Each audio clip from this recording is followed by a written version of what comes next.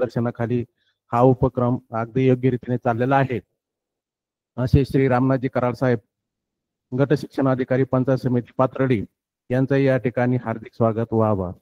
त्याचप्रमाणे या तासिकेसाठी उपस्थित असणारे सर्व विद्यार्थी मित्र आणि पालक वर्ग यांचं या ठिकाणी हार्दिक स्वागत व आभार. मी पांडुरंग तुळशीराम घुमरे, उपाध्यापक, जिल्हा परिषद प्राथमिक शाळा काकडे वस्ती, धामणगाव, केंद्र हन्नाळवाडी, तालुका पाथर्डी, जिल्हा अहिल्यानगर. इयत्ता 5वी माझ्याकडे आज विषय आहे प्रथम भाषा मराठी. त्याच्यामधील घटक आहे शब्दसंपत्तीवरील प्रभुत्व आणि उपघटक आहे विरोधार्थी शब्द. विद्यार्थी मित्रांनो, या घटकावर एक प्रश्न विचारला जातो 2 मार्कासाठी आणि त्याला भारांश आहे 4%.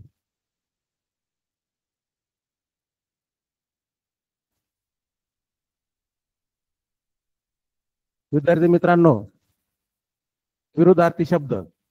काल आपण समानार्थी शब्द हा घटक पाहिला. आज आपण विरोधार्थी शब्द हा घटक आज आपण या ठिकाणी पाहणार आहोत. आपल्याला माहिती आहे मराठी भाषेमध्ये शब्दाचे भिन्न अर्थ असतात. काही शब्दाचे एकमेकाशी विरुद्ध अर्थ असतात. अशा शब्दांना विरोधार्थी शब्द म्हणतात. प्रथमतः ही संकल्पना स्पष्ट होणं गरजेचं आहे.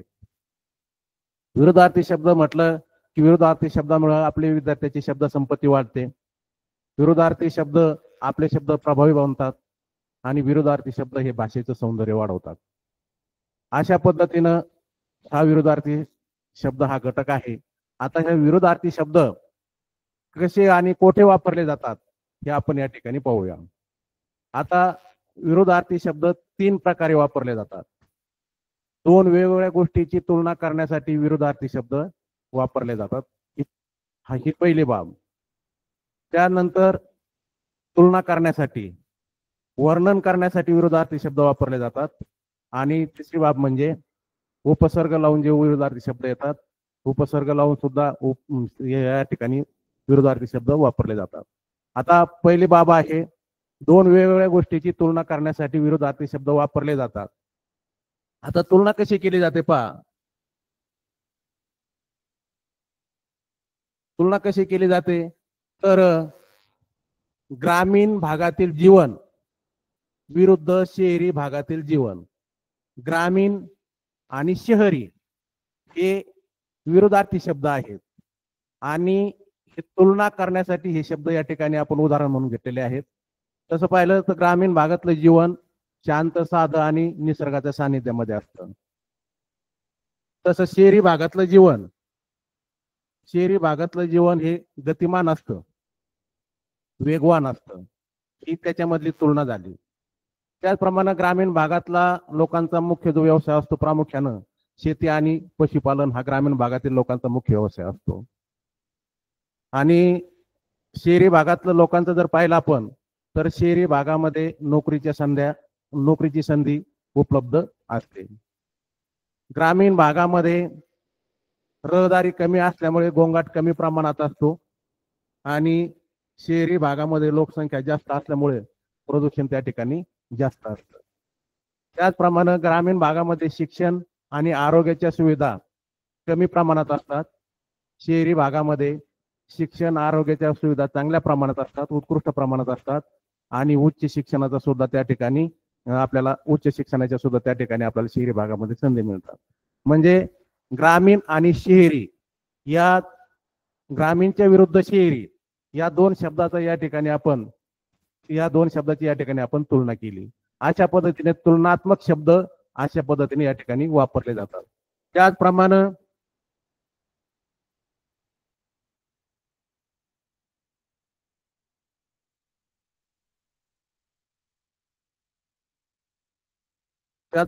वर्णनात्मक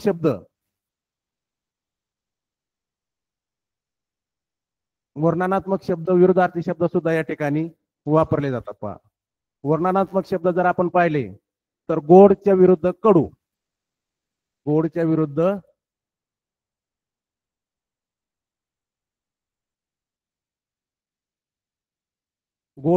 कडू. आता गोड आणि कडू या 2 शब्दाचं वर्णन केलं जातं. पहा, गोड आणि कडू वास्तविक पाहता हा चवीचा प्रकार आहे. उदाहरणार्थ आंबा गोड आहे, कारलं कडू आहे. त्याचप्रमाणे गोड कडू बालपणीच्या जसं जे आपण जर 4 मित्र एकत्र भेटलो आणि एकत्र भेटल्यानंतर त्या ठिकाणी सहज जर आपल्या गप्पा गोष्टी जर त्या ठिकाणी चालल्या तर 4 मित्र एकमेकाला आपल्या स्वतःच्या बालपणीच्या गोड कडू आठवणी त्या ठिकाणी सांगतात. म्हणजे या ठिकाणी गोड आणि कडू, गोडच्या विरुद्ध कडू या ठिकाणी त्याचं वर्णन या ठिकाणी केलं जातं. हा वर्णनात्मक विरोधार्थी शब्द झाला. त्यानंतर उपसर्ग लागून तयार झालेले विरोधार्थी शब्द. आता उपसर्ग आपण कशाला म्हणायचं? उपसर्ग म्हणजे शब्दाच्या सुरुवातीला जोडला जाणारा अक्षराचा समूह किंवा अक्षराचा समूह याला उपसर्ग म्हणतो. आणि हा जो अक्षराचा किंवा अक्षर समूह जर शब्दाच्या सुरुवातीला जर आपण लावला तर त्या ठिकाणी शब्दाचा अर्थ बदलतो आणि त्या ठिकाणी अक्षराचा समूह लावला तर त्या ठिकाणी शब्दाचा अर्थ बदलून जातो. आता या ठिकाणी तुलनात्मक विरोधार्थी शब्द, वर्णनात्मक विरोधार्थी शब्द आणि उपसर्ग लावून आलेले विरोधार्थी शब्द हे कशा पद्धतीने आले हे आपण एका कथेच्या द्वारे आपण या ठिकाणी पाहणार आहोत. पहा आता पहा ही कथा एका गावात सुंदर आणि कुरूप नावाचे 2 मित्र होते. आता हे 2 मित्र आहेत सुंदर आणि कुरूप. सुंदरच्या विरुद्ध कुरूप. सुंदर म्हणजे दिसायला छान, देखणा, आकर्षक आणि कुरूप म्हणजे दिसायला ओबड धोबड असा पद्धतीने त्याचा अर्थ होतो. आणि हे जे 2 मित्र होते एका गावात सुंदर आणि कुरूप नावाचे 2 मित्र होते. सुंदरच्या विरुद्ध कुरूप. कुरूपचे आई वडील सुशिक्षित असल्यामुळे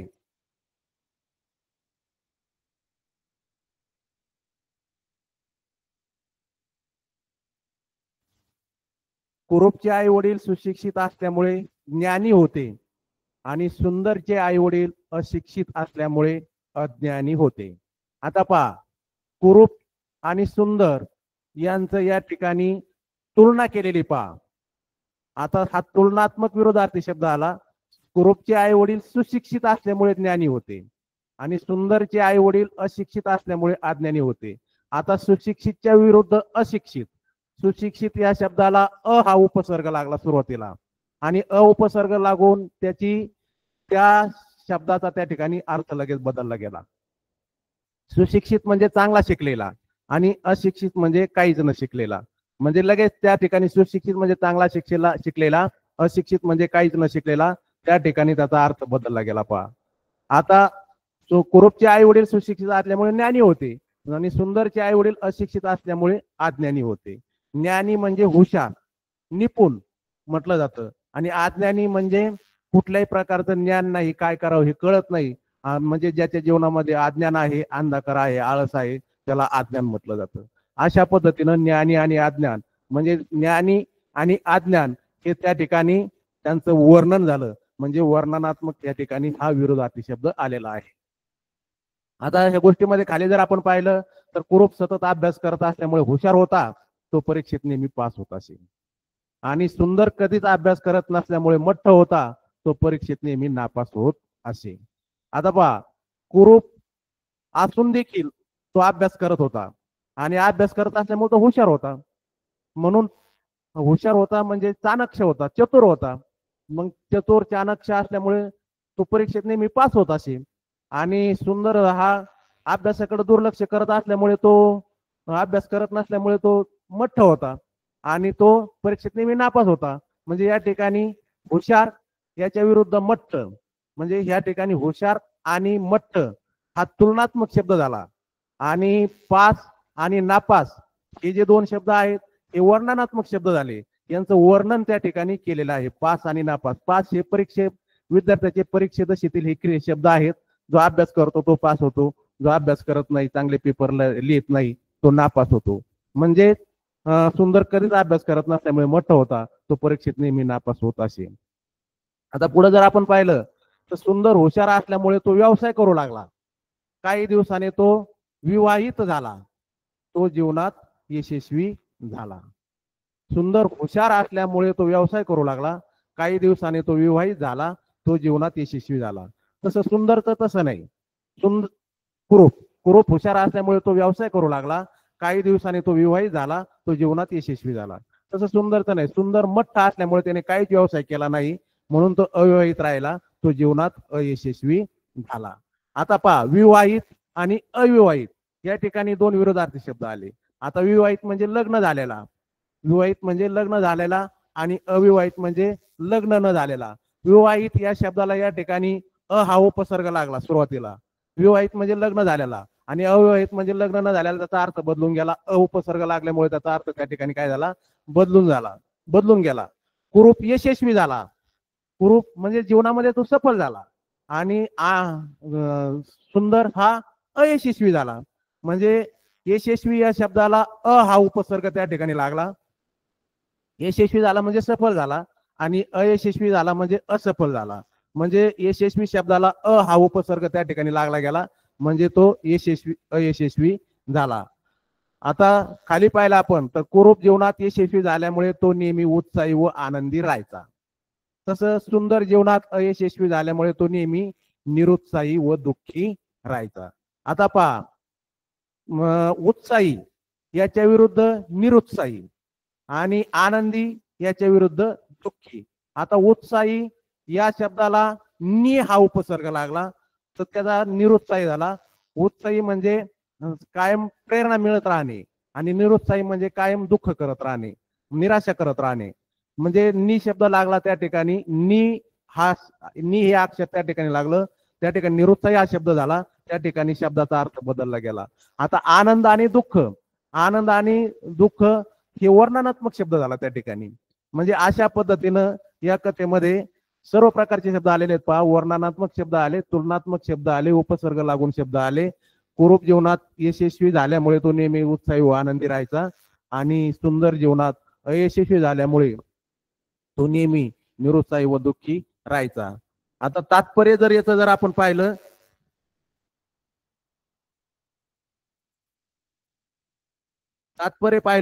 तर जीवनात सुख आणि दुःख नेहमी सोबत असतात.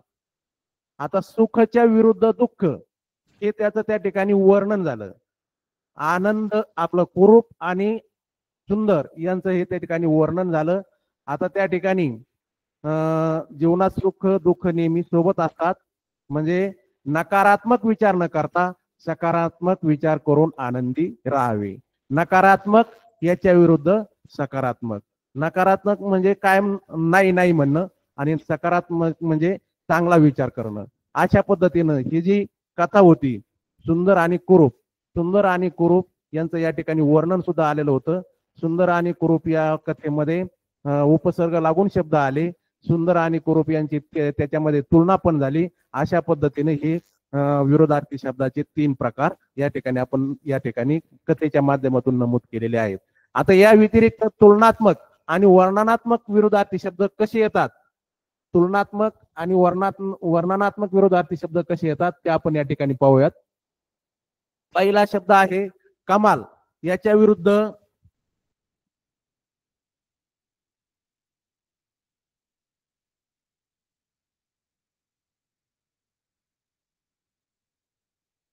पहिला शब्द आहे कमाल, याच्या विरुद्ध किमान. कमाल म्हणजे जास्त आणि किमान म्हणजे कमी. आता हा जो शब्द आहे कमाल आणि किमान, हा तापमानाच्या संदर्भामध्ये हा शब्द वापरला जातो. पहा, आपण सहज बोलून जातो, काल तापमान जास्तीत जास्त होतं. कमाल म्हणजे जास्तीत जास्त, आणि किमान म्हणजे कमीत कमी. तापमानाच्या संदर्भामध्ये हा शब्द आपण वापरतो नेहमी. आता दुसरा विरोधार्थी शब्द आहे या ठिकाणी तेजी व मंदी. तेजीच्या विरुद्ध मंदी. आता तेजीच्या विरुद्ध मंदी हा जो विरोधार्थी शब्द आहे, हा विरोधार्थी शब्द बाजारभावातला शब्द आहे. पहा, हा शेअर मार्केटमध्ये सुद्धा हा शब्द आलेला आहे. त्याचप्रमाणे अर्थव्यवस्थेमध्ये सुद्धा हा शब्द आलेला आहे. तेजी म्हणजे चढ, आणि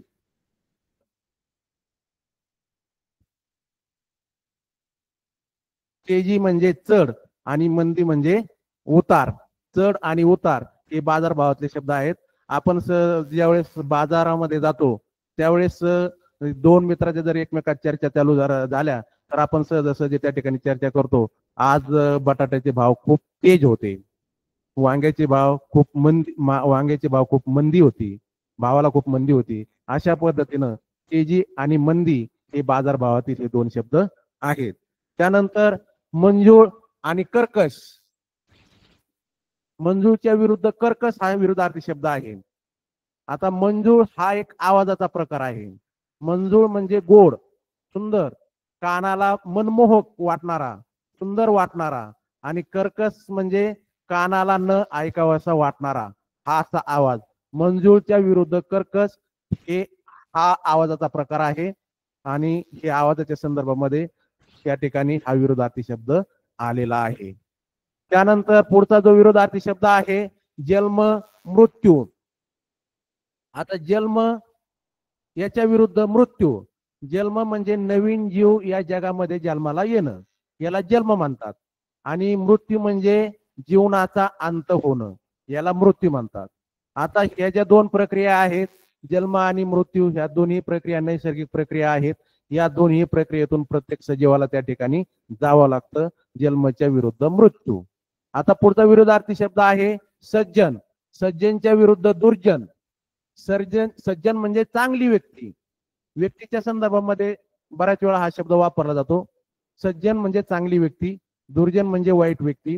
आता दुर्जन चांगले आणि वाईट कशी, तर त्याच्या विचारावरून ते ठरवलं जातं, त्याच्या प्रवृत्तीवरून, त्याच्या वृत्तीवरून सज्जन आणि दुर्जन या ठिकाणी त्याची व्याख्या केली जाते. सज्जन म्हणजे चांगली व्यक्ती, दुर्जन म्हणजे वाईट व्यक्ती. हा सज्जनच्या विरुद्ध दुर्जन. आता गोड याच्या विरुद्ध कडू. गोड याच्या विरुद्ध कडू. गोड हा एक चवीचा प्रकार आहे. गोडच्या विरुद्ध कडू. उदाहरणार्थ कारले कडू आहे, आंबा गोड आहे, हा चवीचा प्रकार आहे. आणि आवाजाच्या संदर्भात सुद्धा हे शब्द या ठिकाणी घेतला जातो. आवाज कसा गोड आहे, मंजूळ आहे, अशा पद्धतीनं गोड आणि कडू हे विरोधार्थी शब्द या ठिकाणी आलेले आहेत. त्याच्यानंतर बोलकी याच्या विरुद्ध अबोल. बोलकी याच्या विरुद्ध अबोल. बोलकी म्हणजे सतत बोलत राहणारा, आणि अबोल म्हणजे काहीच न बोलणारा. दोन महिलाची जर चर्चा चालली तर सहजासहजी ते म्हणतात की माझा मुलगा फार अबोल आहे. दुसरी महिला म्हणते माझा मुलगा फार बोलका आहे. म्हणजे बोलकी याच्या विरुद्ध अबोल. बोलका म्हणजे सतत बोलणारा, आणि अबोल म्हणजे काहीच न बोलणारा, म्हणजे थोडक्यात काहीच म्हणण्यापेक्षा कमी बोलणारा. अबोल म्हणजे कमी बोलणारा. आता यानंतर पुढचा जो विरोधार्थी शब्द आहे देव व दानव. देव याच्या विरुद्ध दानव. देव आपल्याला माहिती आहे, ज्याचे विचार चांगले असतात, ज्याच्याकडे दया, क्षमा, शांती हे गुण असतात, त्यांना देव म्हटलं जातं.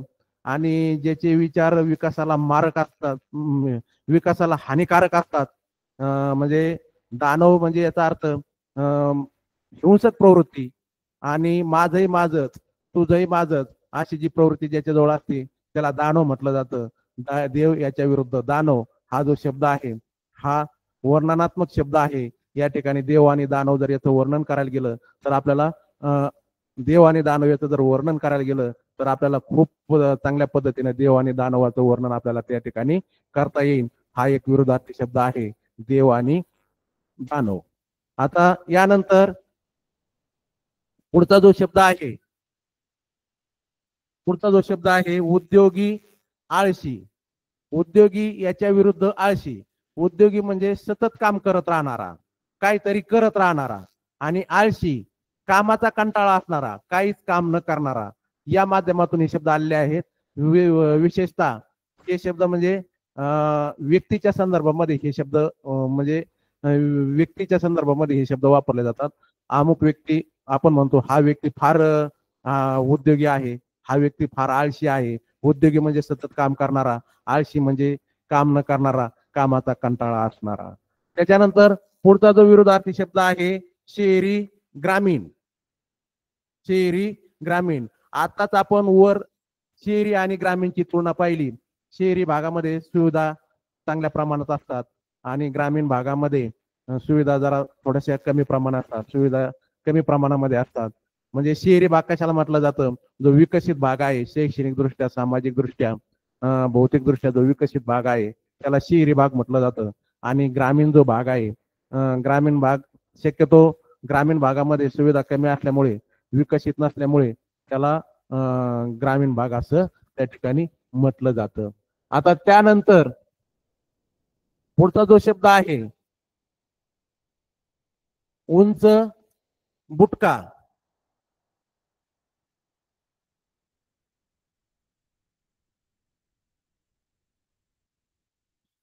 उंच बुटका. आता उंच आणि बुटका हे म्हणजे हे एक प्रमाण भाषेतला शब्द आहे. तो शक्यतो शब्द गणितामध्ये आपल्याला पाहायला मिळतो. उंच आणि बुटका प्रमाण भाषेतला शब्द आहे. आपण सहज म्हणतो ही इमारत उंच आहे, ती इमारत बुटकी आहे, हे झाड उंच आहे, हे झाड बुटके आहे, हा मुलगा उंच आहे, तो मुलगा बुटका आहे. म्हणजे हे प्रमाण भाषेमधला तो शब्द आहे. त्याच्यानंतर पुढचा जो शब्द आहे रोख आणि उदार. आता रोख आणि उदार हा व्यवहारिक जीवनामध्ये वापरला जाणारा शब्द आहे. व्यवहारिक जीवनामध्ये कसा वापरला जातो? आपण एखादी वस्तू एखाद्याकडून घेतली, त्याला तत्काळ पैसे देऊन टाकतो आणि ती वस्तू आपण आपल्या ताब्यात घेतो, त्याला रोख म्हटलं जातं. आणि उदार कधी म्हटलं जातं? नंतर देण्याच्या बोलीवर किंवा नंतर देण्याच्या वायद्यावर जी वस्तू घेतली जाते त्याला उदार म्हटलं जातं. रोख आणि उदार हा शब्द व्यवहारातला शब्द आहे आणि बाजारभावात सुद्धा हा शब्द चांगल्या प्रमाणामध्ये त्या ठिकाणी वापरला जातो. त्याचप्रमाणे सूर्योदय आणि सूर्यास्त. सूर्योदय आणि सूर्यास्त. सूर्योदय म्हणजे सूर्य उगवणे आणि सूर्यास्त म्हणजे सूर्य मावळणे. आता ही जी सूर्योदय आणि सूर्यास्त ही नैसर्गिक प्रक्रिया आहे आणि नियमित चालणारी प्रक्रिया आहे. हिच्यामध्ये कधी खंड नाही. ही नियमित चालणारी प्रक्रिया आहे, नैसर्गिक चालणारी प्रक्रिया आहे. आपल्याला माहिती आहे सूर्य पूर्वेला उगवतो, पश्चिमेला मावळतो. ही नियमित चालणारी एक म्हणजे ऋतुमानातली ही एक प्रक्रिया आहे. त्याच्यानंतर दुसरा जो विरोधार्थी शब्द आहे टंचाई, विपुलता. टंचाई म्हणजे कमतरता आणि विपुलता म्हणजे जास्त प्रमाणात. आता हा शब्द केव्हा वापरला जातो? ज्या वर्षी समजा दुष्काळ असेल, पाऊस पाणी कमी असेल आणि पाऊस पाणी कमी असेल, दुष्काळ असेल, तर त्या वर्षी सर्वच प्रकारची टंचाई जाणवते. जनावराला चाऱ्याची टंचाई जाणवते, माणसाला अन्नधान्याची टंचाई जाणवते, मनुष्य प्राण्याला जनावराला पाण्याची टंचाई जाणवते. टंचाई म्हणजे कमतरता. आणि ज्या वर्षी प्रचंड प्रमाणात पाऊस असेल, निसर्ग चांगला बरसेल, त्या वर्षी आपल्याला मग सर्वच काही विपुल प्रमाणामध्ये मिळतं. मग चारा योग्य प्रमाणात मिळतो, पाणी योग्य प्रमाणात मिळतं, अन्नधान्य योग्य प्रमाणात मिळतं, भरपूर प्रमाणात मिळतं. असा हा शब्द आहे टंचाई आणि विपुलता. त्याच्यानंतर पुढचा जो विरोधार्थी शब्द आहे शहाणा, मूर्ख. आता शहाणा म्हणजे हुशार, चलाक, म्हणजे समजून उमजून काम करणारा आपण त्याला म्हणतो, त्याला शहाणा माणूस म्हटलं जातं. हुशार, चलाक, समजून उमजून काम करणारा. आणि त्याच्या विरोधात जो शब्द आहे मूर्ख, त्याला समजत असून देखील टाळाटाळ करतो, म्हणजे अशा व्यक्तीला मूर्ख म्हटलं जातं. कायम म्हणजे टाळाटाळ करणे किंवा जाणीवपूर्वक टाळाटाळ करणे, अशा व्यक्तीला मूर्ख म्हटलं जातं. आणि हा जो शहाणाच्या विरुद्ध मूर्ख हा जो शब्द आहे, हा शब्द शक्यतो म्हणजे मानवाच्या संदर्भामध्ये हा शब्द या ठिकाणी वापरला जातो. त्याच्यानंतर पुढचा जो विरुद्धार्थी शब्द आहे नम्र. नम्र याच्या विरुद्ध उद्धट. नम्र याच्या विरुद्ध उद्धट. नम्र म्हणजे थोडक्यात सभ्य, संयमी, शांत, म्हणजे थोडक्यात जिज्ञासा, जाणून घेणारा, याला नम्र म्हटलं जातं. आणि त्याच्या विरुद्ध उद्धट. उद्धट म्हणजे म्हणजे काहीतरी बोलत राहणं, म्हणजे मोठ्या आवाजात काहीतरी वेडवाकडं बोलत राहणं, याला उद्धट म्हटलं जातं. नम्र याच्या विरुद्ध उद्धट. पुढचा जो विरोधार्थी शब्द आहे सुख आणि त्याच्या विरुद्ध दुःख. सुख आणि दुःख ह्या मानवी मनाच्या एक संकल्पना आहेत. म्हणजे सुख म्हणजे ज्यावेळेस परिस्थिती चांगली असेल त्यावेळेस आपण त्याला सुख म्हटलं जातं, आणि ज्यावेळेस परिस्थिती जरा वाईट असेल त्यावेळेस त्याला दुःख म्हटलं जातं. अनुकूल आणि प्रतिकूल या दोन परिस्थिती आहेत, या दोन्ही परिस्थितीला सुख आणि दुःख म्हटलं जातं. या मानवी मनाच्या संकल्पना आहेत. मानवी मनावर ह्या गोष्टी सगळ्या अवलंबून आहेत. घरात जर चांगलं वातावरण असेल, आनंदी असेल, म्हणजे व्यवस्थित सगळं काही जिथले तिथं सगळं योग्य असेल तर त्या ठिकाणी सुख मानलं जातं. आणि घरामध्ये जर एखाद्या गोष्टीची उणीव असेल, कमतरता असेल, तर त्याला त्या ठिकाणी दुःख म्हटलं जातं. सुख आणि दुःख हा म्हणजे वर्णनात्मक हा शब्द आलेला आहे या ठिकाणी. सुख आणि याच्या विरुद्ध दुःख, अशा पद्धतीने सुख आणि दुःख हा शब्द या ठिकाणी आलेला आहे. पहा आता याच्यानंतर पुढचा जो शब्द आहे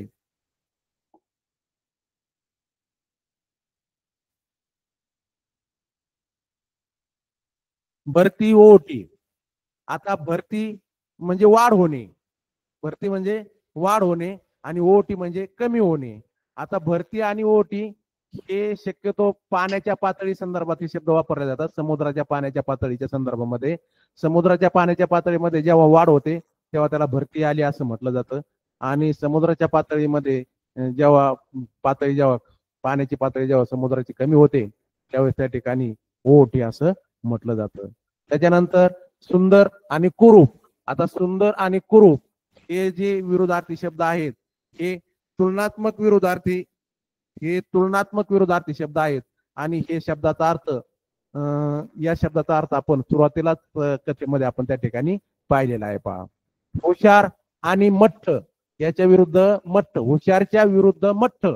आता हुशार जो शब्द आहे, हुशार म्हणजे चालाक वृत्तीचा, समजून घेणारा, ज्याला सांगितलेलं पटकन समजतं आणि सांगितलेलं पटकन समजतं त्यानुसार तो कृती करतो, त्याला हुशार म्हटलं जातं. आणि त्याच्या विरुद्ध मठ्ठ, मठ्ठ म्हणजे ज्याला सांगितलेलं लवकर समजत नाही, त्याप्रमाणे तो कृती करत नाही, त्याला समजत नाही, त्याला मठ्ठ म्हटलं जातं. शक्यतो हुशार आणि मठ्ठ हा शब्द जो आहे तो शालेय विद्यार्थ्यांमध्ये म्हणजे याचा बहुतांश या शब्दाचा वापर केला जातो. पहा, आता पुढचा जो विरोधार्थी शब्द आहे गरीब याच्या विरुद्ध श्रीमंत.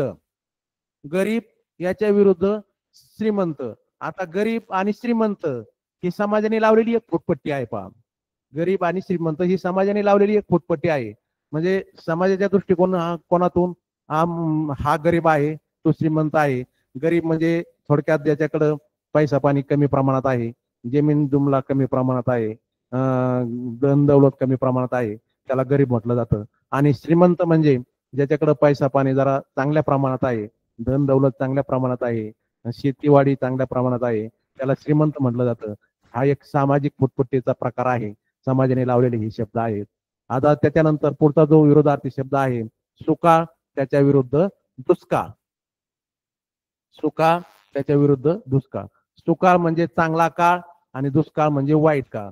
ज्या वर्षी चांगला पाऊस पाणी असेल त्या काळाला सुकाळ म्हणतात, चांगला काळ म्हणतात.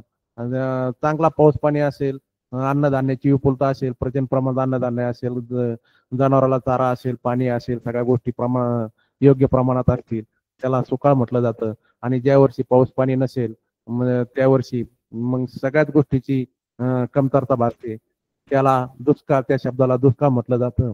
हा म्हणजे हा जो शब्द आहे निसर्गाच्या माध्यमातून हा शब्द वापरला जातो, सुकाळ आणि दुष्काळ. त्यानंतर पुढचा जो विरोधार्थी शब्द आहे पास नापास. आता पास आणि नापास ह्या विद्यार्थी दशेतील हे शब्द आहेत. म्हणजे एखादा विद्यार्थी चांगला अभ्यास करतो, चांगले पेपर लिहितो आणि तो त्या ठिकाणी पास होऊन पुढच्या वर्गात जातो. पुढच्या वर्गात गेल्यानंतर त्याला पास म्हटलं जातं. त्याच वर्गात राहतो त्याला नापास म्हटलं जातं. नापास का होतो तर चांगला अभ्यास करत नाही, लक्ष देत नाही, पेपर व्यवस्थित लिहित नाही, त्याला नापास म्हटलं जातं. पास नापास. आणि विद्यार्थी सामाजिक जीवनातही हे शब्द वापरले जातात. मुलगा मुलगी बघायला गेल्यावर आम्हाला मुलगी पास आहे, मुलगा नापास आहे, अशा पद्धतीने हे पास आणि नापास हे शब्द सामाजिक जीवनात सुद्धा वापरले जातात. पास याच्या विरुद्ध नापास. आता पुढचा जो विरोधार्थी शब्द आहे सतेज याच्या विरुद्ध निस्तेज. सतेज याच्या विरुद्ध निस्तेज. सतेज म्हणजे चेहऱ्यावर कायम हसरा चेहरा असणारा, कायम हसरा चेहरा असणारा, टवटवीत चेहरा असणारा, आनंदी चेहरा असणारा, त्याला सतेज म्हटलं जातं. तेज म्हणजे चेहरा आणि त्याला आनंदी म्हटलं जातं. आणि निस्तेज ज्याच्या चेहऱ्यावर कायम सुरकुत्या पडलेल्या आहेत किंवा ज्याच्या चेहऱ्यावर कायम बारा वाजलेल्या आहेत, कायम निराशा आहे, त्याला निस्तेज असं म्हटलं जातं. सतेज याच्या विरुद्ध निस्तेज. आता पुढचा विरोधार्थी शब्द आहे ओसाड सुपीक. ओसाड सुपीक. आता ओसाड याच्या विरुद्ध सुपीक. ओसाड म्हणजे ज्या ठिकाणी सजीवाचा वावर नाही, म्हणजे त्या ठिकाणी कुठलाही म्हणजे थोडक्यात जंगली ज्याला म्हणतो आपण, जंगली जमीन, ओसाड जमीन, सजीवाचा वावर नाही, तिथं कोणीच जात नाही, त्याला ओसाड म्हटलं जातं. किंवा ते अजिबात म्हणजे पीक घेतलं तरी पिकत नाही, त्याला ओसाड म्हटलं जातं. आणि सुपीक म्हणजे ज्या ठिकाणी चांगलं पीक येतं, ज्या ठिकाणी सजीवांचा वावर आहे, अशा जमिनीला सुपीक जमीन म्हटलं जातं. ओसाड याच्या विरुद्ध सुपीक असं या ठिकाणी म्हटलं जातं. त्याच्यानंतर पुढचा विरोधार्थी शब्द आहे होकार नकार. होकार म्हणजे मान्य असणे, आणि नकार म्हणजे अमान्य असणे. जे योग्य आहे ते मान्य करणं, जे अयोग्य आहे ते अमान्य करणं, जे अयोग्य आहे ते अमान्य करणं, त्याला म्हणायचं होकार आणि नकार. पुढचा विरोधार्थी शब्द आहे आस्तिक, याच्या विरुद्ध नास्तिक. आता आस्तिक नास्तिक ह्या मानवी मनाच्या एक संकल्पना आहेत. आस्तिक म्हणजे जो देवाला मानतो त्याला आस्तिक म्हटलं जातं आणि सामाजिक दृष्ट्या, आणि जो देवाला मानत नाही त्याला नास्तिक म्हटलं जातं. परंतु ही एक विचारधारा आहे. आस्तिक आणि नास्तिक ही एक विचारधारा आहे. आपल्याला जे योग्य वाटतं त्याला आस्तिक म्हटलं जातं, जे योग्य वाटत नाही त्याला नास्तिक म्हटलं जातं. आणि हा जो शब्द आहे हा वर्णनात्मक शब्द आहे. काळा गोरा, पुढचा जो विरोधार्थी शब्द आहे काळा याच्या विरुद्ध गोरा. काळा ही रंगाचे प्रकार आहेत आणि काळा याच्या विरुद्ध गोरा हे दोन्ही रंगाचे प्रकार आहेत. आपण म्हणतो फळा काळा आहे, हा विद्यार्थी गोरा आहे. काळा याच्या विरुद्ध गोरा. पुढचा विरोधार्थी शब्द आहे हार जीत. पुढचा विरोधार्थी शब्द आहे हार जीत.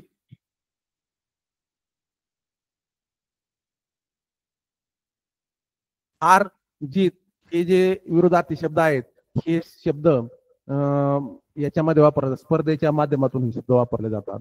एखादी स्पर्धा असेल, एखादा विद्यार्थी जर त्या ठिकाणी अथक परिश्रम करून जर जिंकला तर त्याला जीत म्हटलं जातं. आणि एखादा विद्यार्थी अथक परिश्रम करूनही त्या ठिकाणी जो जिंकत नसेल, तो कायम प्रयत्न करूनही कायम हारतच असेल तर त्याला हार म्हटली जाते. हार आणि जीत हा स्पर्धेमधला शब्द आहे, हारच्या विरुद्ध जीत. पुढचा जो शब्द आहे नफा आणि तोटा. नफा आणि तोटा नफा याच्या विरुद्ध तोटा. आता हे जे शब्द आहेत व्यवहारिक दृष्टिकोनातले शब्द आहेत. नफा याच्या विरुद्ध तोटा. आपण एखादी वस्तू घेतली आणि ती जास्त भावाला विकली तर त्याला नफा म्हटलं जातं, आणि तीच वस्तू जर आपण कमी किमतीला जर विकली तर त्याला तोटा म्हटलं जातं. हे व्यवहारिक भाषेतले शब्द आहेत. आता पुढचा जो विरोधार्थी शब्द आहे ज्येष्ठ याच्या विरुद्ध कनिष्ठ. ज्येष्ठ म्हणजे मोठा, थोर. पण मोठा म्हणजे पैशाने मोठा म्हणता येणार नाही आपल्याला, वयाने मोठा, ज्ञानाने मोठा. ज्येष्ठ याच्या विरुद्ध कनिष्ठ. कनिष्ठ म्हणजे लहान, धाकटा. थोडक्यात ही एक प्रवृत्ती आहे. आता पुढचा जो विरोधार्थी शब्द आहे जमा आणि खर्च याच्या विरुद्ध खर्च. जमा म्हणजे आपण जी रोख रक्कम आपण बँकेमध्ये टाकतो आणि आपल्या रकमेमध्ये वाढ होते त्या रकमेला जमा म्हणतात. आणि त्या वाढ झालेल्या रकमेतूनच काहीतरी कारणास्तव रक्कम कोणाला तरी काढून दिली जाते, ती म्हणजे कमी झाली म्हणजे खर्च झाली. जमा याच्या विरुद्ध खर्च. आता पुढचा जो विरोधार्थी शब्द आहे शाप याच्या विरुद्ध वरदान. शाप म्हणजे थोडक्यात दुःख आणि वरदान म्हणजे आशीर्वाद. म्हणजे वाईट होण्यासाठी जो शब्द दिला जातो तो शाप असतो, आणि चांगलं होण्यासाठी जो शब्द दिला जातो त्याला वरदान म्हटलं जातं. शाप याच्या विरुद्ध वरदान. चूक बरोबर, काय चूक आहे आणि काय बरोबर आहे हे मान्य करणारी ही एक करणारा हा एक तो शब्द आहे. चूक याच्या विरुद्ध बरोबर. पुढचा जो विरोधार्थी शब्द आहे जुना याच्या विरुद्ध नवा. म्हणजे अशा पद्धतीनं या ठिकाणी आपण जुना याच्या विरुद्ध नवा अशा पद्धतीनं आपण या ठिकाणी तुलनात्मक आणि वर्णनात्मक विरोधार्थी शब्द या ठिकाणी आपण पाहिलेले आहेत. आता पुढचे जे विरोधार्थी शब्द आहेत उपसर्ग लावून तयार झालेले विरोधार्थी शब्द.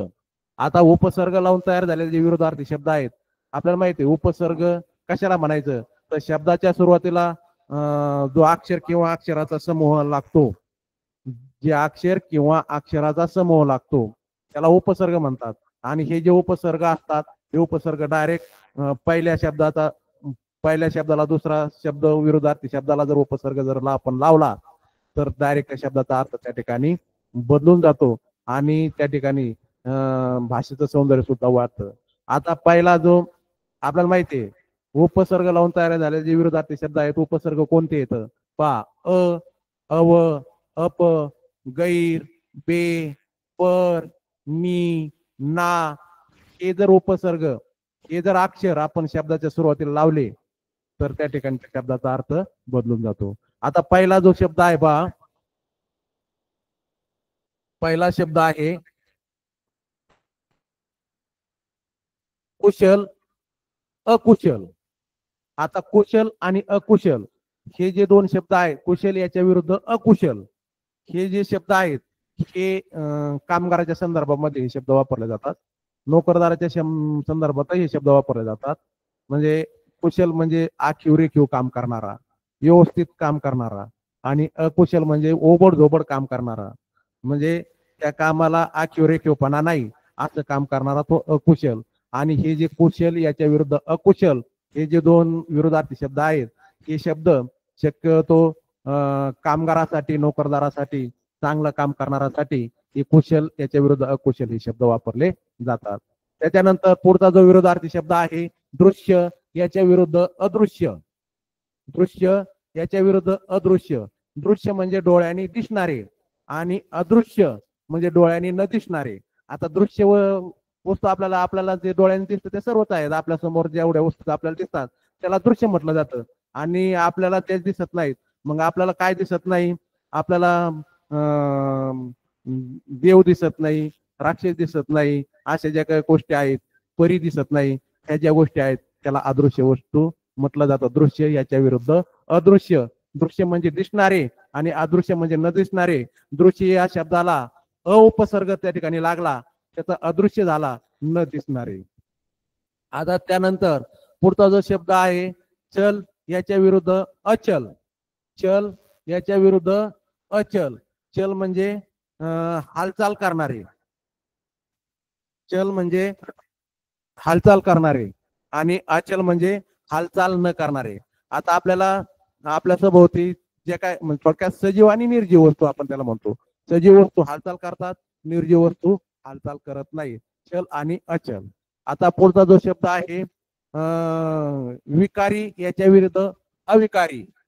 विकारी याच्या विरुद्ध अविकारी. त्यानंतर जो विरोधार्थी शब्द आहे शुद्ध त्याच्या विरुद्ध अशुद्ध. आता शुद्ध हा शब्द शक्यतो पाण्याच्या संदर्भामध्ये वापरला जातो, अन्नाच्या संदर्भामध्ये हा शब्द त्या ठिकाणी वापरला जातो. शुद्ध म्हणजे गढूळ नसणारे पाणी आणि अशुद्ध म्हणजे गढूळ असणारे पाणी. शुद्ध अशुद्ध त्या पाण्याच्या संदर्भामध्ये हे शब्द या ठिकाणी वापरले जातात.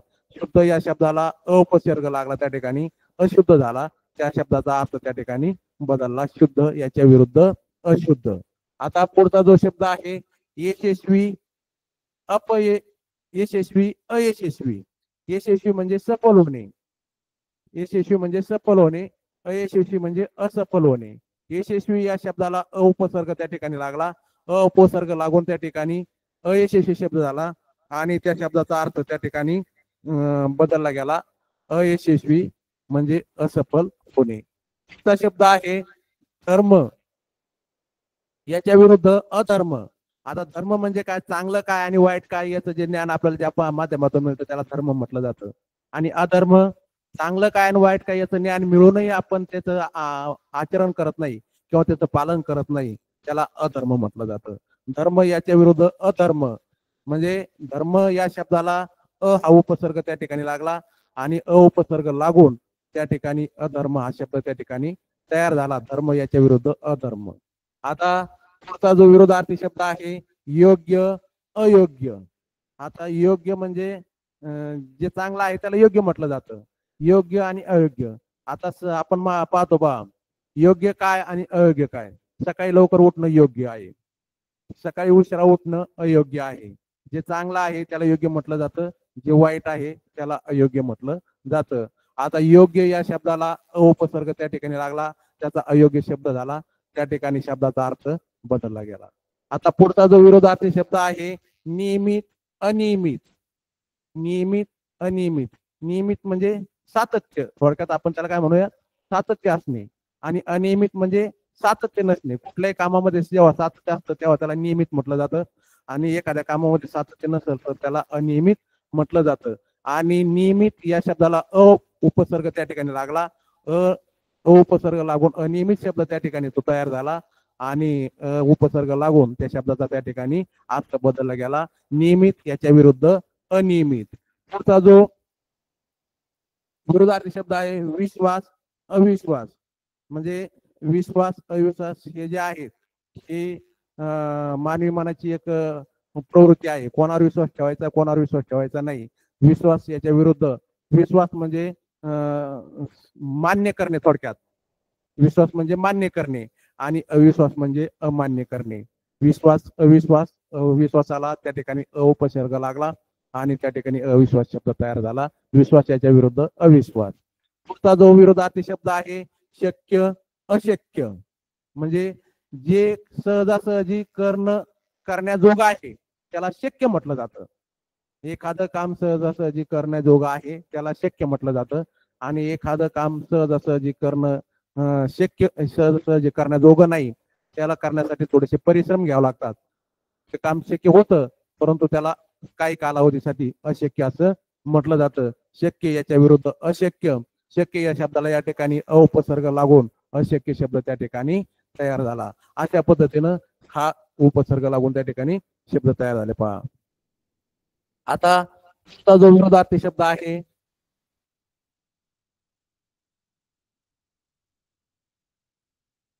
न्याय अन्याय.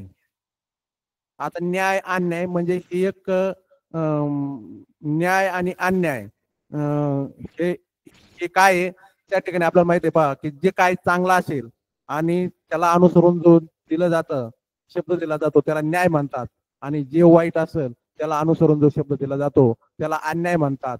न्याय या शब्दाला हा उपसर्ग त्या ठिकाणी लागला त्याला अन्याय म्हटलं गेलं. पहा आता पुढचा जो विरोधार्थी शब्द आहे पवित्र अपवित्र. आता पवित्र म्हणजे चांगले, अपवित्र म्हणजे वाईट. आणि हे जे शब्द आहे हा शब्द धार्मिक विधीमध्ये हा शब्द वापरला जातो. पहा पवित्र, आपण घराची वास्तुशांती केली तर आपण म्हणतो आता सगळं काही पवित्र झालं. आणि एखादी वस्तू आपण शास्त्रानुसार जर केली नाही, शास्त्रानुसार जी गोष्ट केली जाते त्याला पवित्र म्हटलं जातं आणि शास्त्रानुसार जी गोष्ट केली जात नाही त्याला अपवित्र म्हटलं जातं.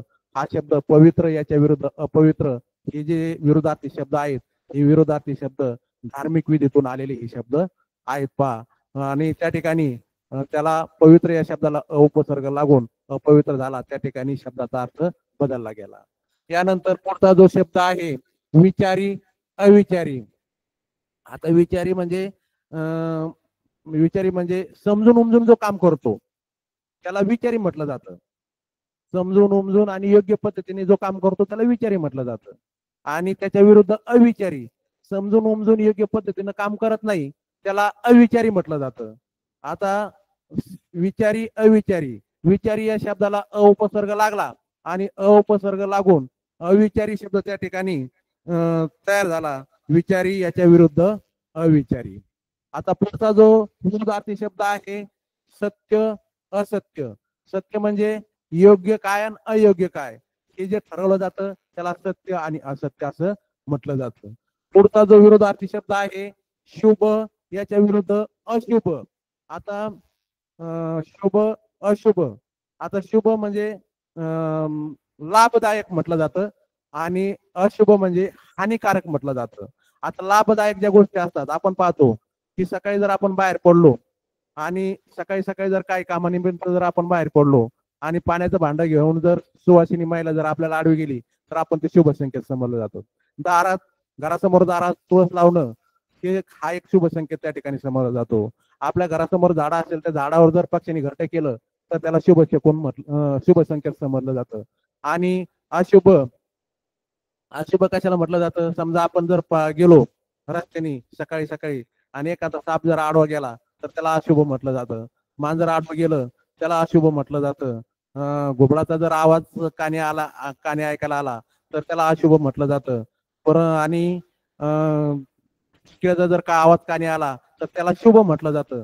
हे ह्या दोन गोष्टी आहेत शुभ आणि अशुभ, एक लाभदायक आहे एक हानिकारक आहे. आणि ह्या दोन्ही ज्या गोष्टी आहेत त्या मानवी मनाच्या संकल्पना आहेत, मानवाने निर्माण केलेल्या ह्या गोष्टी आहेत. पहा शुभ आणि अशुभ. जी विरोधार्थी शब्द आहे ज्ञानी अज्ञानी, काय करावं काय करू नये याचं ज्याला आकलन होतं त्याला ज्ञान म्हटलं जातं. काय करावं काय करू नये याचं ज्ञान ज्याला होतं त्याला ज्ञानी म्हटलं जातं. आणि काय करावं काय करू नये हे समजूनही तेच करत राहतो म्हणजे वेगळंच काहीतरी करत राहतो त्याला अज्ञान म्हटलं जातं. थोडक्यात अज्ञान म्हणजे आळस, अंधकार, अज्ञान हे जे शब्द त्याच्या अनुषंगाने आलेले शब्द आहेत. ज्ञानी याच्या विरुद्ध अज्ञानी, ज्ञानी या शब्दाला अ उपसर्ग त्या ठिकाणी लागला गेला आणि त्याचा अज्ञानी शब्द त्या ठिकाणी झाला. अ उपसर्ग लागून त्या ठिकाणी त्याचा अर्थ बदलला गेला. पुढचा जो विरोधार्थी शब्द आहे समंजस, याच्या विरुद्ध असमंजस. आता समंजस म्हणजे समजून उमजून काम करणारा, समजून उमजून काम करणारा, जाणून घेणारा. आणि असमंजस म्हणजे काही समजत नाही तरी करत राहतो. असमंजसपणा म्हणजे काम यशस्वी हो अथवा न हो, म्हणजे सफल हो अथवा असफल हो, त्याला असमंजस म्हटलं जातं. समंजस या शब्दाला या ठिकाणी अ उपसर्ग लागला आणि अ उपसर्ग लागून असमंजस शब्द त्या ठिकाणी निर्माण झाला आणि असमंजस मुळे त्या शब्दाचा त्या ठिकाणी अर्थ बदलला गेला. पहा आता पुढचा जो विरोधार्थी शब्द आहे विवाहित अविवाहित. विवाहित अविवाहित. विवाहित म्हणजे लग्न झालेला आणि अविवाहित म्हणजे लग्न न झालेला. दोन जीवाचं मिलन म्हणजे विवाहित. आणि विवाहित लोक कुटुंबाचा आधार घेतात आणि अविवाहित लोक कुटुंबाचा आधार त्यांना नसतो. मग जे अविवाहित आहेत त्यांना जंगलाचा आश्रय त्या ठिकाणी घ्यावा लागतो. विवाहित याच्या विरुद्ध अविवाहित. विवाहित या शब्दाला अ उपसर्ग लागून अविवाहित शब्द निर्माण झाला आणि मग त्या शब्दाचा त्या ठिकाणी अर्थ बदलला गेला.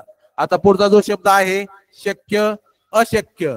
जे म्हणजे जे सहज असं शक्य अशक्य हा या ठिकाणी डबल शब्द आलेला आहे. त्याचा अर्थ आपण सुरुवातीला या ठिकाणी पाहिलेला आहे. पहा आता पुढचा जो विरोधार्थी शब्द आहे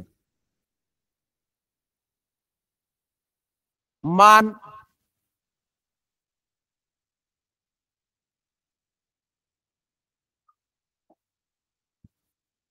मान अवमान. मान म्हणजे आदर देणं, सन्मान करणं आणि अवमान म्हणजे अनादर करणं, सन्मान न देणं. आता मान याच्या विरुद्ध अवमान. मान या शब्दाला अव उपसर्ग लागला. पहा त्या ठिकाणी मान या शब्दाला अव उपसर्ग लागून अवमान शब्द तयार झाला आणि अव उपसर्ग लागून अवमान शब्द तयार झाल्यानंतर त्या ठिकाणी शब्दाचा अर्थ बदलला गेला. आता पुढचा विरोधार्थी शब्द आहे कृपा अवकृपा. आता कृपा, कृपा म्हणजे दया करणं आणि कृपा म्हणजे दया करणं आणि अवकृपा म्हणजे राग करणं, द्वेष करणं, दया न करणं. आणि कृपा या शब्दाला अ उपसर्ग लागला, अव उपसर्ग लागला आणि त्या ठिकाणी अवकृपा शब्द तयार झाला आणि त्या ठिकाणी शब्दाचा अर्थ बदलला गेला. आता पुढचा जो विरोधार्थी शब्द आहे गुण अवगुण. गुण म्हणजे चांगले गुण असणारा, अवगुण हे आपण त्या ठिकाणी सुरुवातीला पाहिलेलं आहे. पहा त्याच्यानंतर पुढचे जे विरोधार्थी शब्द आहेत शिस्त बेशिस्त.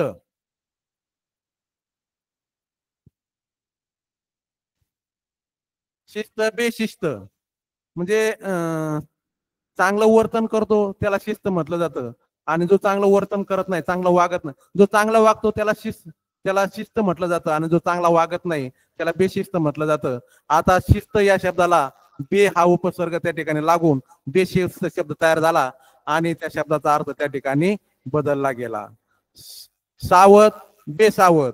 अशा पद्धतीनं सावध या शब्दाला बे हा उपसर्ग त्या ठिकाणी लागलेला आहे आणि त्या ठिकाणी बे उपसर्ग लागून बेसावध हा शब्द त्या ठिकाणी तयार झालेला आहे.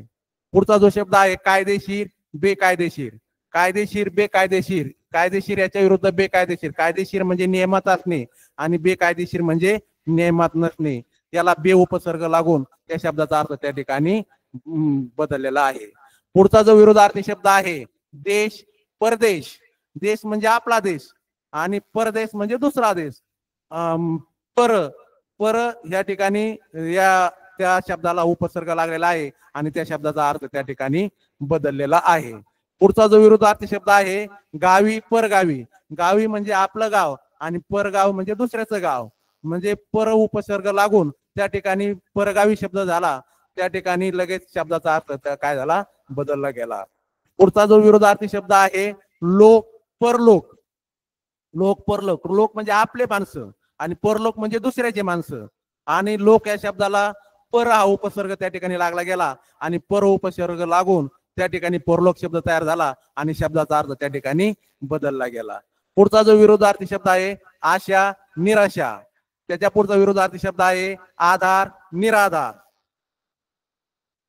त्याच्या पुढचा विरोधार्थी शब्द आहे रोगी,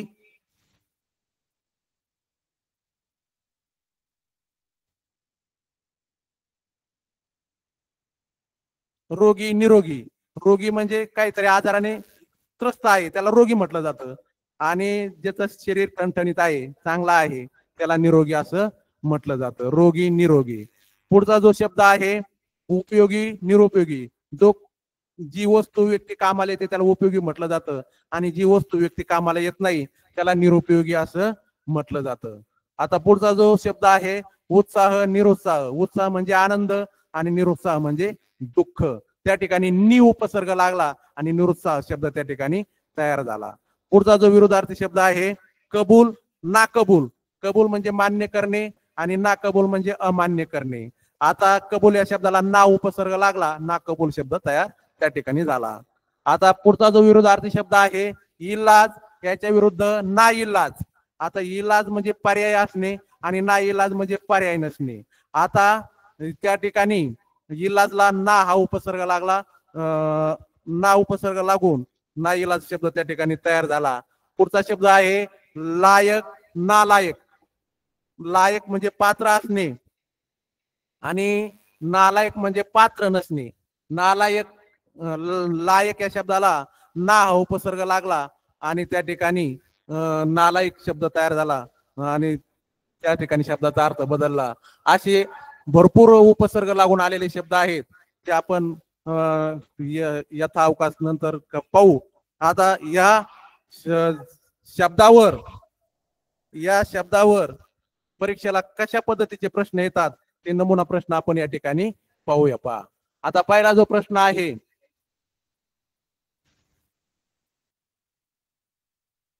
राष्ट्रगीत सुरू होत आहे. मंजुळ या शब्दाचा योग्य विरुद्धार्थी शब्द पर्यायातून निवडा. तर मंजुळ या शब्दाला जो पर्याय शब्द आहे मंजुळ म्हणजे नाजूक होत नाही, या ठिकाणी गोड होत नाही, या ठिकाणी मऊ होत नाही, तर या ठिकाणी मंजुळ या शब्दाला विरुद्धार्थी शब्द आहे कर्कश. त्यानंतर हा जो प्रश्न आहे हा 2017 साली हा प्रश्न परीक्षेला त्या ठिकाणी आलेला होता. पहा त्यानंतर पुढचा जो प्रश्न आहे निरुत्साह या शब्दाचा योग्य विरुद्धार्थी शब्द पर्यायातून निवडा. आता निरुत्साह म्हणजे कंटाळा होत नाही, या ठिकाणी कंटाळा हा अयोग्य शब्द आहे, थकवा हा अयोग्य शब्द आहे, दुःख हा अयोग्य शब्द आहे आणि उत्साह या ठिकाणी हा योग्य शब्द आहे. हा जो शब्द आहे निरुत्साह 2021 ला हा प्रश्न परीक्षेला या ठिकाणी 2021 ला परीक्षेला हा प्रश्न आला होता. पहा आता पुढचा जो प्रश्न आहे खालील वाक्यातील स्टारने अधोरेखित शब्दाचा विरुद्धार्थी शब्द पर्यायातून निवडा.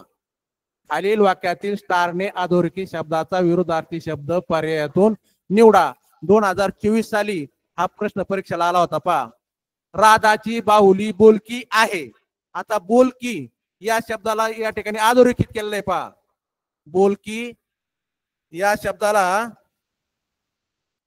या ठिकाणी अधोरेखित केलेला आहे. आता बोलकी या शब्दाचा आपल्याला विरुद्धार्थी शब्द या पर्यायातून आपल्याला या ठिकाणी शोधायचा आहे. पहा तर बोलकी म्हणजे बैरी होत नाही, बोलकी म्हणजे शांत होत नाही, बोलकी म्हणजे बडबडी होत नाही, तर बोलकी याच्या विरुद्धात अबोल असं होईल. बोलक म्हणजे बोलत राहणारा आणि अबोल म्हणजे काहीच न बोलणारा, म्हणजे अबोल या ठिकाणी हा पर्याय या ठिकाणी योग्य आहे. पहा आता पुढचा जो प्रश्न आहे खालील वाक्यातील स्टारने अधोरेखित शब्दाचा विरुद्धार्थी शब्द पर्यायातून निवडा. आता स्टारने अधोरेखित केलेला शब्द आपल्याला बघायचा आहे. श्याम अभ्यासात मठ्ठ आहे. श्याम अभ्यासात मठ्ठ आहे. मठ्ठ हा शब्द या ठिकाणी अधोरेखित केलेला आहे. पहा आता मग मठ्ठ याच्या विरोधात चपळ हा शब्द होत नाही. मठ्ठ याच्या विरोधात हुशार हा शब्द या ठिकाणी होतो. गरीब होत नाही आणि श्रीमंत सुद्धा होत नाही, हे वेगळे शब्द आहेत. म्हणजे मठ्ठ याच्या विरोधात हुशार हा शब्द या ठिकाणी आहे.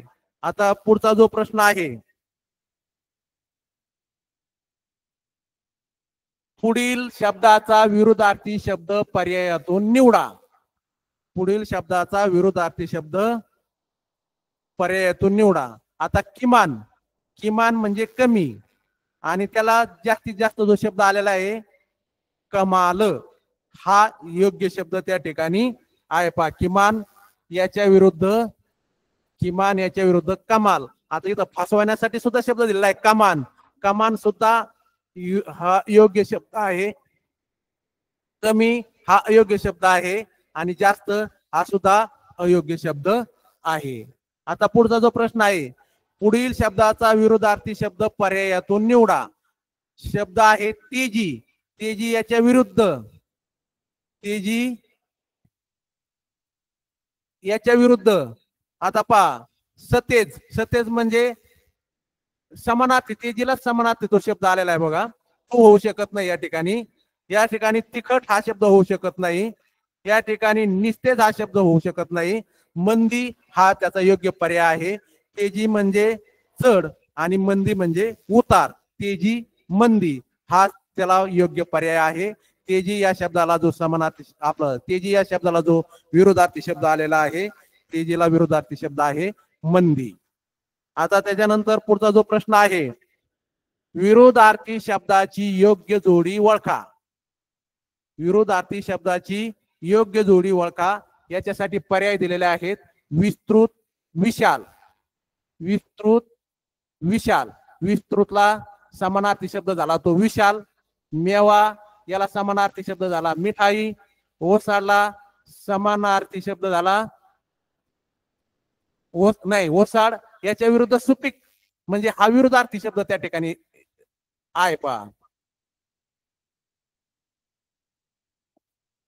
ओसाड आणि सुपीक ही या ठिकाणी योग्य जोडी आहे. विस्तृत, विशाल हा समानार्थी, मेवा मिठाई हा समानार्थी, आणि आकाश आणि निराश, आकाश आणि निराश हे वेगळे शब्द आहेत. त्याच्यामुळं विरोधार्थी शब्दाची योग्य जोडी जी कोणती असेल तर ओसाड, त्याच्या विरुद्ध सुपीक. पुढचा जो प्रश्न आहे, विरोधार्थी शब्दाची योग्य जोडी ओळखा. विरोधार्थी शब्दाची योग्य जोडी ओळखा. त्याच्यासाठी पर्याय दिलेले आहेत पहा तिथं, उद्योगी, आळशी, भांडण, तंटा, मोड, तोड, संगत, सोबत. आता उद्योगी याच्या विरुद्ध आळशी ही त्याच्या विरोधात आहे. उद्योगी म्हणजे सतत काम करत राहणारा आणि आळशी म्हणजे काम न करत राहणारा. आता भांडण तंटा जर आपण पाहिला तर हे समानार्थी शब्द आला पहा. मोड तोड हा समानार्थी शब्द आला आणि संगत सोबत हा सुद्धा त्या ठिकाणी समानार्थी शब्द आला. म्हणजे विरोधार्थी शब्दाची जी योग्य जोडी आहे ती म्हणजे उद्योगी आणि आळशी ही योग्य जोडी त्या ठिकाणी आहे पहा. आता पुढचा जो प्रश्न आहे, विरोधार्थी शब्दाची अयोग्य जोडी ओळखा. अयोग्य जोडी आपल्याला या ठिकाणी ओळखायची आहे. आता नफा म्हणजे याच्या ठिकाणी 4 पर्याय दिलेले आहेत. पर्याय 1 आहे नफा याच्या विरुद्ध तोटा, म्हणजे ही योग्य जोडी आहे. देव याच्या विरुद्ध दानव ही योग्य जोडी आहे. फुलणे याच्या विरुद्ध उमलणे दिले इथं पहा, म्हणजे फुलण्याच्या विरुद्ध उमलणे येणार नाही. फुलणे आणि उमलणे हे समानार्थी शब्द या ठिकाणी झाले. मंजूळ आणि कर्कश ही विरोधार्थी जोडी, म्हणजे या ठिकाणी अयोग्य जोडी कोणती आहे तर फुलणे आणि उमलणे ही काय आहे, फुलणे आणि उमलणे ही योग्य जोडी आहे. बाकीचे नफा आणि तोटा, फुलणे आणि उमलणे ही अयोग्य जोडी आहे. नफा आणि तोटा ही योग्य जोडी आहे. देवदानव योग्य जोडी आहे. मंजूळ कर्कश ही योग्य जोडी आहे. त्याच्यानंतर पुढचा जो प्रश्न आहे, विरोधार्थी शब्दाची अयोग्य जोडी ओळखा. आता याच्यामध्ये पर्याय दिलेले आहेत पहा, सज्जन, दुर्जन, सुंदर, कुरूप, भरती, ओटी, शंका, समाधान. आता अयोग्य जोडी आपल्याला ओळखायची. सज्जनच्या विरुद्ध दुर्जन ही योग्य जोडी, सुंदरच्या विरुद्ध कुरूप ही योग्य जोडी आहे, भरतीच्या विरुद्ध ही योग्य जोडी आहे, आणि शंका, समाधान ही योग्य जोडी आहे. अशा पद्धतीने आपण या ठिकाणी म्हणजे विरोधार्थी शब्द या ठिकाणी याचं ऑनलाईन आपण मार्गदर्शन केलेलं आहे. या ठिकाणी कसे शब्द विरोधार्थी शब्द येतात हे आपण या पाठामध्ये पाहिलेलं आहे. त्याच्यावर आधारित प्रश्न कसे येतात हे आपण त्या ठिकाणी पाहिलेलं आहे. मला या ठिकाणी ऑनलाईन क्लास घेण्याची संधी प्रशासनाने उपलब्ध करून दिली, त्याबद्दल त्यांचं या ठिकाणी पुन्हा एकदा हार्दिक स्वागत आणि आभार. आणि या ठिकाणी मी या तासिकेच्या माध्यमातून थांबतो. जय हिंद.